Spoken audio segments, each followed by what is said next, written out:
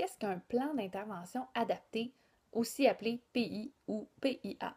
En fait, c'est quand l'élève ressent un besoin. Et là, il faut faire attention parce que souvent, on a l'impression que l'élève doit avoir reçu un diagnostic de dyslexie, de trouble déficit de l'attention ou d'un autre trouble d'apprentissage pour avoir accès à un plan d'intervention adapté.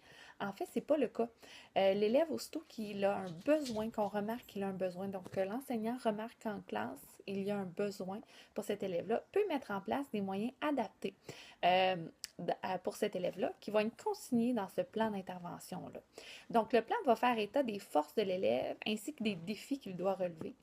Et on va établir des besoins de l'élève qui doivent être comblés et quels moyens on va prendre en classe, en orthopédagogie ou à l'aide d'autres intervenants aussi qui gravitent autour de l'élève pour répondre aux besoins de cet élève-là.